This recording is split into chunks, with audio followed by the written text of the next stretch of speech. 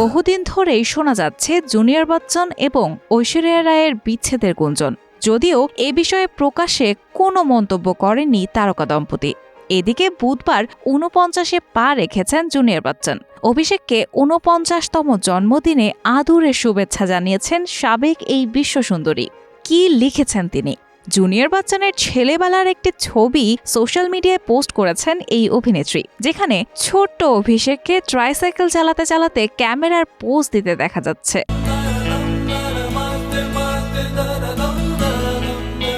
পোস্টের ক্যাপশনে ঐশ্বরিয়া লিখেছেন, জন্মদিনের অনেক শুভেচ্ছা, ঈশ্বর তোমার মঙ্গল করুন, সুখ, সুস্বাস্থ্য, ভালোবাসা ও আরও আলোকোজ্জ্বল জীবন দিক।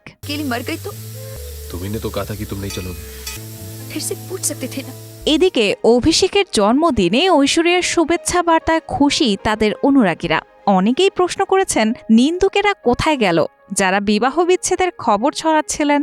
এক অনুরাগী পোস্টের নিচে লেখেন, আপনি সবচেয়ে দয়ালু এবং করুণাময় রানী, আমরা আপনাকে ভালোবাসি ঐশ্বরিয়া।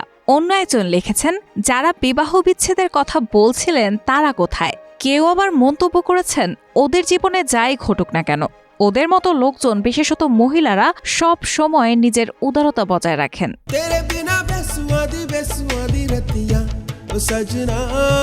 ঘুরে যাই ২০২৪ সালের দিকে, যখন থেকেই শুরু হয়েছিল তাদের দুজনের বিবাহ বিচ্ছেদের গুঞ্জন। ২০২৪ সালের জুলাই মাসে অনন্ত আম্বানির প্রাক বিবাহ অনুষ্ঠানের সময় থেকেই শুরু হয়েছিল ঐশ্বরিয়া রায়ের সঙ্গে বচ্চন পরিবারের মধ্যে বিবাদের গুঞ্জন। এই গুঞ্জন ছড়িয়ে পড়ে যখন ঐশ্বরিয়া ও তার মেয়ে আরাধ্যা অভিষেককে ছাড়াই বিভিন্ন অনুষ্ঠানে যাওয়া শুরু করেছিলেন।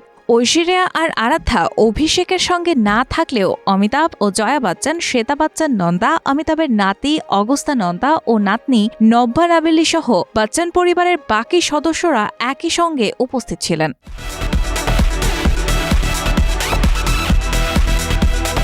এরপরেও বিভিন্ন অনুষ্ঠানে অভিষেককে ছাড়াই দেখা গিয়েছে অভিনেত্রীকে।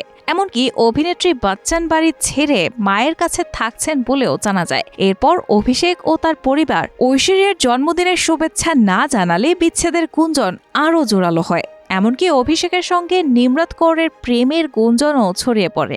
তবে তারকা দম্পতি ছিলেন স্পিকটি নট, ভুল করেও কাউকেই জানতে দিচ্ছে না তাদের ব্যক্তিগত জীবনের আসল রহস্য। ২০০৭ সালে গাঁটছড়া বাঁধেন ঐশ্বরিয়া ও অভিষেক। ২০১১ সালের ১৬ নভেম্বর জন্ম নেয় তাদের মেয়ে আরাধ্যা। রাহানা মুন, প্রবাস খবর।